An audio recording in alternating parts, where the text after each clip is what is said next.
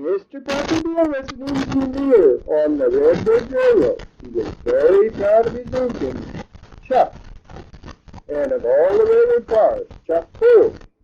Rain or shine, they went from top in the valley up the steep mountains to Pumpkin Ridge, and back again.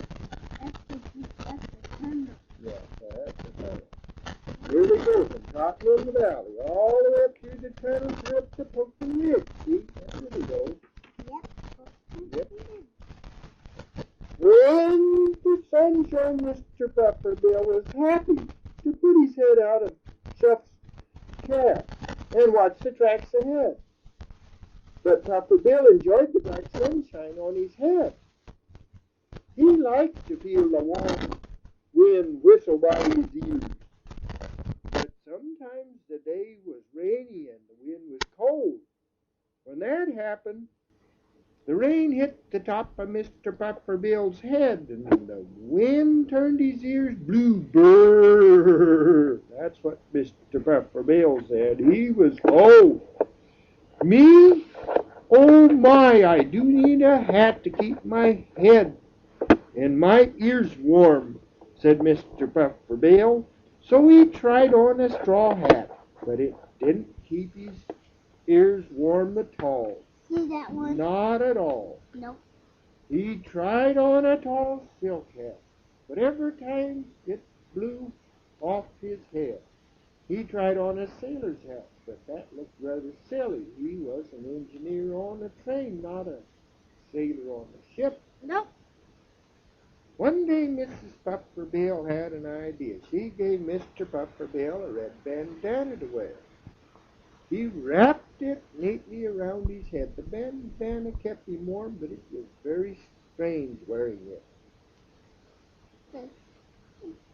He felt very strange wearing it. An engineer should not wear a lady's bandana, said Mr. Buckerbill. Nope. One stormy day, Mr. Buckerbill wore Mrs.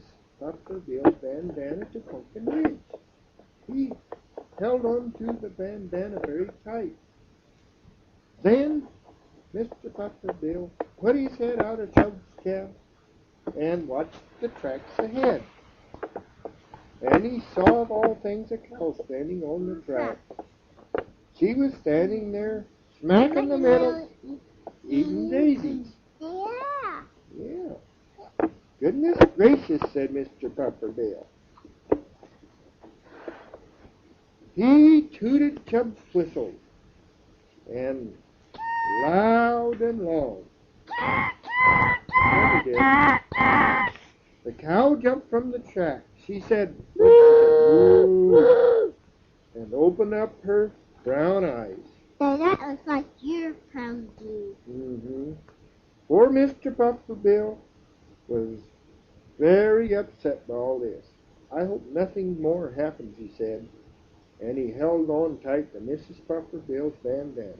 Then Mr. Buckerbill watched the tracks ahead as Chuck went around a curve. And he saw of all things 2 sheep.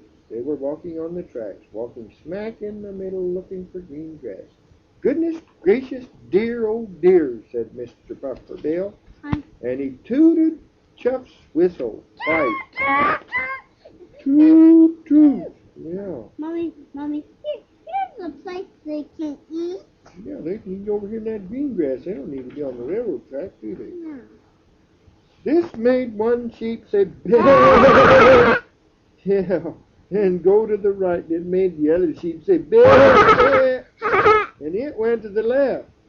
My, they were excited. Poor Mr. Buckerbill was very, very upset by all this. I hope nothing more happens, he said, as he held on tight to Mrs. Buckerbill's bandana. Then he watched the tracks ahead of Chuck and went over a railroad bridge. The place says they can swim, these ducks. Mm-hmm.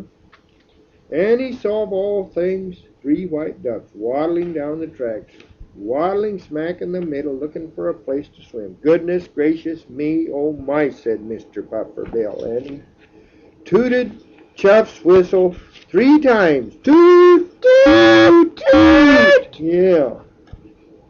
This made the ducks waddle slowly off the track. They said quack, quack, quack, quack, quack. Right back at Mr. Puffer Bill. Here's My, they were silly. Yeah, blew off his head. For poor Mr. Puffer Bill, this was too much. He was so upset he forgot to hold on to Mrs. Puffer Bill's bandana. Whoosh, the wind blew it from his head. Now the bandana lay on the ground, somewhere between Cotton in the Valley and the top of Pumpkin Ridge. Bunny Rabbit and the squirrel were going to pick it up and give it to them. Said thank you. Yeah. When Mr. Puffer Bill came home, he sat in his cozy, warm kitchen. Mrs. Puffer Bill gave him a cup of camphoric tea. In a rather quiet voice, Mr. Puffer Bill said, "I lost your bandana." In a rather loud voice, Mr. Puffer Bill said, "I'm going to invent a hat that will stay on my head." Mrs. Puffer Bill gave Mr. Puffer Bill a piece of cloth with blue and white stripes on it. Then Mr. Puffer Bill sat at the kitchen table and started to invent. With Mrs. Puffer Bill's needle and thread, he sewed this way and he sewed that way on the cloth until he sewed a hat together. Mrs. Puffer Bill was so proud. Mr. Puffer Bill knew how to invent. Mr. Puffer Bill put on his hat he had invented and looked in the mirror.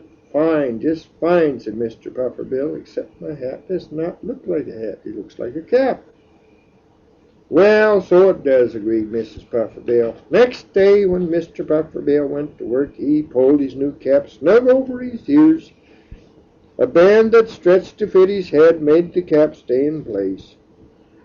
Yeah. The wind couldn't blow this cap off any more, not even if he tooted Chuff's whistle at 1 cow, 2 sheep, 3 ducks. Not ever. Mr. Puffer Bill was so pleased with his new cap, he gave Chuff a whistle. Toot, toot. That echoed from Cotton in the Valley clear to the top of Pumpkin Ridge is where it went to. Yep. Yeah. Now the next time you see an engineer on a train, please look at his cap. It is just like the one Mr. Puffer Bill invented not so long ago. The one that he wore all the way from Cotton in the Valley to the top of Pumpkin Ridge. There. Okay.